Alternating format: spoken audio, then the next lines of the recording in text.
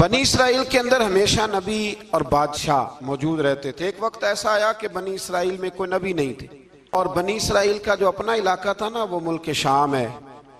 तो कौम में अमाल का एक कौम थी और बड़े सख्त गिर लोग थे। उन्होंने बनी इसराइल वालों के साथ लड़ाई की, जिहाद किया और इन्हें इनके इलाके से निकाल दिया। और कुछ हजरत यूसुफ अलैहिस्सलाम के ज़माने में वैसे भी एक बहुत बड़ी तादाद जाके मिस्र में आबाद हो गई थी।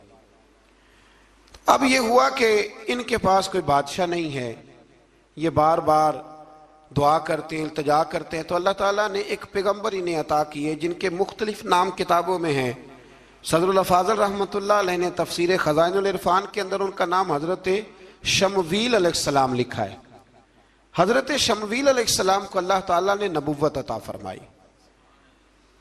और जब हजरत शमवील अलैहिस्सलाम अल्लाह के नबी हुए, बनी इसराइल वालों को यकीन आया कि अल्लाह ने अल्हम्दुलिल्लाह हमें एक नबी के झंडे तले जमा कर दिया है, तो फिर उन्होंने कहा कि आप हमारे सामने एक बादशाह भी मुकर्रर करें ताकि हम उसकी सरपरस्ती में जिहाद करें। जब इन्होंने ये बात की तो अल्लाह तबारक व तआला ने हजरत शमवील अलैहिस्सलाम के जिम्मे लगाया। तो एक उस जमाने में अल्लाह के नेक बंदे थे, जनाब तालूत अलैहिस्सलाम उनका नाम था। तो हजरत शमवील अलैहिस्सलाम ने उन्हें कहा कि अल्लाह करीम ने ना तुम्हारा बादशाह तालूत को बनाया है। उनका नाम भी कुरान मजीद ने जिक्र फरमाया है। तो बनी इसराइल के लोग कहने लगे ये तो गरीब आदमी है, वो बकरियां चराया करते थे, लेकिन इल्म में बड़े पुख्ता थे, वजूद में बड़े ताकतवर थे। तो कहा कि ये तो गरीब आदमी है, तो हम तो ज्यादा हक रखते थे कि हमें बादशाह बनाया जाए। तो हजरत तालूत अलैहिस्सलाम के बादशाह बनने के बाद हजरत शमील अलैहिस्सलाम ने जो बात की, अल्लाह करीम ने उसे कुरान मजीद में बयान फरमाया। रब फरमाता है बस्ततन फिल इल्म वल जिस्म, इसे इसलिए तुम्हारा बादशाह बनाया गया है कि इसे हमने कुशादगी दी है, इल्म में भी और जिस्म में भी। बड़े माशाल्लाह मोटे ताजे थे, वजूद बड़ा ताकतवर था। कुछ मोटे ताजे होते हैं पर ताकतवर नहीं होते, मोटे ताजे भी थे और ताकतवर भी थे। फरमाया कि वजूद में भी ताकत है और इल्म में भी अल्लाह ने इन्हें वुस्अत अता फरमाई। तो बनी इसराइल वाले कहने लगे जी नहीं जी, कोई बंदा और आ जाए, ये हमारा बहुत बड़ा मसला है ना जी। हर एक की मर्जी की ना तो बात हो सकती है और ना हर बंदा हर एक की मर्जी पर पूरा। कहने लगे नहीं जी, कोई और होना चाहिए था, हमें कैसे पता चलेगा कि अल्लाह ने मुकर्रर किया है। बड़ी खास बात है, इसको समझिएगा। ये सारा मजमून आपको मिलेगा इसी पारे के आखिर में, आप पढ़ेंगे ना जी तो ये सारा मजमून आपको मिलेगा। और आप अगर सरसरी नजर से भी इसका मुताला करेंगे ना, जाके कुरान शरीफ खोल के 15वें से 16वें रुकू में, आप खुश होंगे कि आप कितने अच्छे नजरिए और अकीदे के मानने वाले हैं। तो जब कहा ना कि तालूत को हमारा बादशाह बनाया गया तो दलील क्या है, तो कुरान कहता है कि हजरत शमवील अलैहिस्सलाम ने फरमाया कि तुम्हारा एक ताबूत था, एक संदूक था तुम्हारे पास, वो संदूक तुम्हारा कौमे उमाल का उठा के ले गई थी। इनके बादशाह होने की दलील ये है कि अल्लाह तुम्हारा वो संदूक तुम्हें वापस कर देगा, वो तुम्हारा संदूक तुम्हें वापस कर देगा। उस संदूक में क्या है, वो हजरत आदम जन्नत से साथ लेके आए थे। उसमें था क्या, तो कुरान मजीद कहता है कि उसके अंदर ना हजरत हारून अलैहिस्सलाम और हजरत मूसा अलैहिस्सलाम के तबर्रुकात थे। तबर्रुकात, कल मैं एक मौलवी देख रहा था, बेचारा एक बंदा ना मस्जिद नबी के साथ गुलाफ और शायद कोई कफन था, वो मस्जिद नबी की दीवारों से मस कर रहा था। तो वो कह रहा था नहीं इससे क्या होता है, तबर्रुक कोई चीज नहीं, अच्छे अमाल की वजह से बंदा बख्शा जाएगा। मैंने कहा तू मुझे मिले तो मैं तुझे बुखारी खोल के दिखाऊं कि हजरत अब्दुर्रहमान इब्ने औफ जिन्हें हुजूर ने कती जन्नती कहा, हुजूर के वजूद पर कुर्ता देख के कहने लगे हुजूर बड़ा ही सोना लग रहा है। तो फरमाया तुझे चाहिए, हुजूर मिल जाए तो क्या ही बात है। नबी पाक ने अता किया तो सहाबा कहने लगे अब्दुर्रहमान आपको तो जरूरत नहीं थी, आपके पास तो बड़े लिबास हैं, तो ये कुर्ता हुजूर ने कबूल कर लिया, कोई लेके आया और आपने मांग लिया। तो वो रो पड़े, कहने लगे पहनने के लिए नहीं मांगा, ये हुजूर के जिस्म से लग गया है, मैंने कफन बनाने के लिए मांगा है। तू कहता है हुजूर के तबर्रुक में खैर कोई नहीं।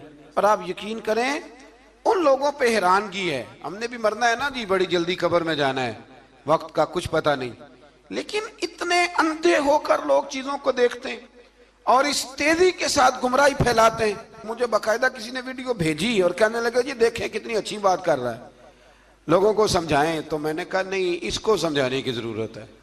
और मैंने उसको देखा है, वो जो लाल रुमाल वाला, मैंने देखा है वो ढूंढ ढूंढ के जाहिलों को पकड़ता है, तलाश करता है, और अगर कोई मिल जाए बात बताने वाला तो फिर वो खुद पकड़ा जाता है, और कई दफा पकड़ा गया तो निकल गया है। अल्लाह ताला हमें समझने की तौफीक दे, हम सियाने हो जाए तो ये दूर दूर तक नजर नहीं आएंगे इंशाअल्लाह। तो वो ताबूत आएगा, बनी इसराइल वालों से कहा ताबूत में क्या था सुन लो, और ये कुरान मजीद है। आज मेरी मानना ये 15 से 16वां रुकू जरूर ही पढ़ना कि वो आखिर ताबूत में क्या था, खोलना जरा। कुरान मजीद कहते हैं कि हजरत मूसा अलैहिस्सलाम और हजरत हारून के तबर्रुक थे। तो तबर्रुक क्या थे? तमाम मुफस्सिरीन ने लिखा है कि हजरत मूसा का एक कुर्ता था, एक डंडा था, जूते थे, और जनाब हारून अलैहिस्सलाम का इमामा शरीफ था, और तौरात की कुछ तख्तियां थी। तो उसका फायदा क्या था? उस ताबूत का फायदा यह था कि बनी इसराइल वाले जब अपने दुश्मनों से लड़ते थे, ताबूत सामने रख के दुआ मांगते थे, अल्लाह इन्हें कामयाबी अता कर देता था। तो कौम अमालकों को भी पता चल गया कि संदूक में कुछ है जिसकी वजह से ये कामयाब हो जाते। वो संदूक उठा के ले गए। अब उनकी कम बख्ती ये, कम नसीबी ये कि उन्होंने जाके उसे रूढ़ी पे फेंक दिया। जब रूढ़ी पे फेंका तो उनके अंदर बीमारियां आ गई, वबाएं फूट पड़ी, मरने लगे, वजूद फूलने लगा। फिर उनके दिलों में बात आई कि ये हमने इस संदूक की बेअदबी की है। संदूक में क्या है? तबर्रुकात। हमें कहते हैं जी नालैन का नक्शा क्यों लगाया है? तुम्हारे तो बुजुर्गों का कीदा है, सर पे रखने को मिल जाए अगर नक्शे नाले पाके हुजूर, तो फिर कहेंगे कि हाँ ताजदार हम भी हैं। तो कहा कि उसके अंदर ये तबर्रुकात थे। उन्हें भी समझ में आई, तो उन्होंने ना बैलगाड़ी मंगाई और वो संदूक उठा के उसके ऊपर रख दिया। अब क्या हुआ? कुरान कहता है कि फरिश्तों ने ना उस संदूक को वहां से उठाया। मुफस्सिरीन ने लिखा इसका माना यह भी हो सकता है कि उस बैलगाड़ी को डायरेक्शन पे लगाया। उधर से हजरत शमूएल अलैहिस्सलाम ने जनाब तालूत को बादशाह बना दिया, और इधर से वो संदूक चल पड़ा। कहा भाई हम इनको कैसे बादशाह माने? तो फरमाया बादशाह इस तरह मानोगे कि तुम्हारा वो संदूक आ जाएगा। और कुरान कहते हैं उस संदूक में तुम्हारे दिलों का सुकून है, उसमें तुम्हारे दिलों का। और भाई हमारी तो कोशिश होती है बुजुर्गों से कोई चीज मिल जाए, अल्लाह वालों का कोई तबर्रुक हमारे हाथ आ जाए। तो वो संदूक आ गया, ये मान गए। अब जिहाद करने निकले तो लड़ना था जालूत की कौम के साथ। वो बड़ा सख्त आदमी था, 3-3 मन सोना उसने वजूद पे पहना होता था। उसकी कौम से लड़ना है, टोपी बड़ी तगड़ी पहनी होती थी लोहे की। अब कौन लड़े? एक नौजवान थे जिनका नाम था दाऊद अलैहिस्सलाम। वो भी बकरियां चराया करते थे। और जिन दिनों हजरत तालूत निकले ना अपनी कौम को लेकर जालूत के खिलाफ लड़ने, तो हजरत दाऊद भी शामिल हो गए। अल्लाह जब किसी को नवाजता है ना तो फिर खास ही करम नवाजी करता है। मुफस्सिरीन ने लिखा जब ये जा रहे थे ना, वहां जा रहे थे तो रास्ते में इन्हें 3 पत्थर मिल गए। इन्होंने वो तीनों पत्थर उठा लिए। उस जमाने में पत्थर फेंकने के लिए छोटी छोटी लोगों के पास चीजें हुआ करती थी, उसको कोफन भी लोग कहते थे, मंजनीक, उसको सामने रख के फिर बनाई गई। तो आपके पास भी वो आला था जिससे दुश्मन पर पत्थर मारे जाते थे। तो आप वो मशीन लेकर, वो आला लेकर वहां पहुंचे हुए थे। 3 पत्थर आपके पास थे। आप फरमाते उस दिन मैं बड़ा बीमार था, इतना बीमार था कि मेरा रंग पीला हो गया। अब वो जालूत के सामने कोई नहीं जाता था। तो जनाब तालूत कहने लगे कि जो जालूत को मारेगा ना, यानी इनके बादशाह को, इस कौम के, तो मैं उसे अपनी आधी सल्तनत भी दे दूंगा और अपनी बेटी का निकाह भी उसके साथ कर दूंगा। देखें अल्लाह नवाजता है तो किस अंदाज में नवाजता है। तो हजरत दाऊद कहते हैं वो दूर खड़ा था तो मैंने ना 3 पत्थर मारे। भाई हिम्मत करना तो हमारे जिम्मे है कि नहीं? मेरी मिल्लत का जवान कहता मैंने करना कराना कुछ नहीं, यानी अगर आप कहें ना कुछ करो तो फिर वो कोई काम करने की मतलब मामला। वो मुझे कल एक संगी कह रहे थे, कहने लगे जी अल्लाह के फजल से कुछ भी नहीं करना पड़ा, मुर्शद ने नजर कर दी।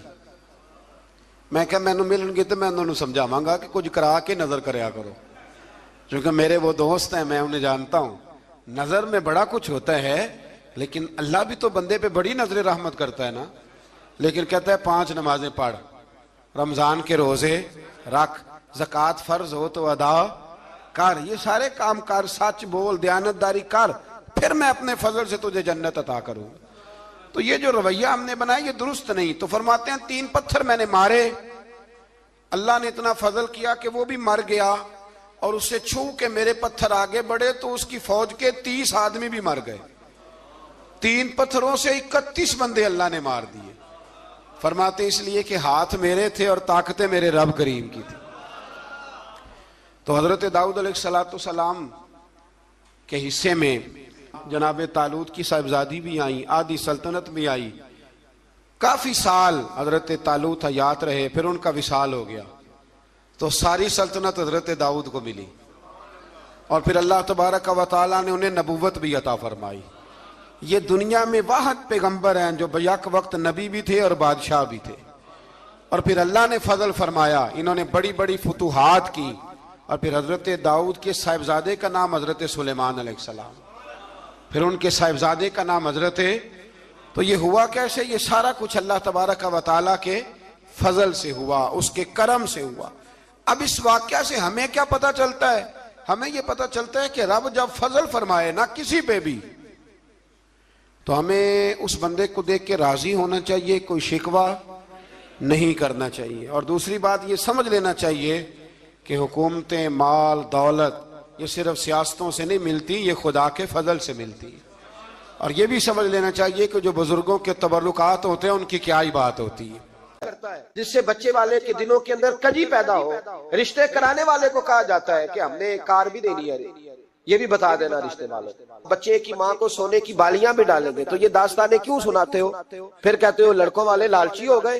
तो ये कहानियां हम गढ़ते हैं, झूठ खुद लोगों के सामने हम रखते हैं, और बाद में जब औकातबाजी होती है फिर रिश्ते टूटते हैं। रिश्ते झूठ पर कायम हो तो कायम हो जाते हैं, पर कायम रहते नहीं, वो टूट जाते हैं। रिश्ते वही कायम रहते हैं जो रिश्तों के साथ कायम हुआ करते हैं, जिनकी बुनियादें खुलूस होती है।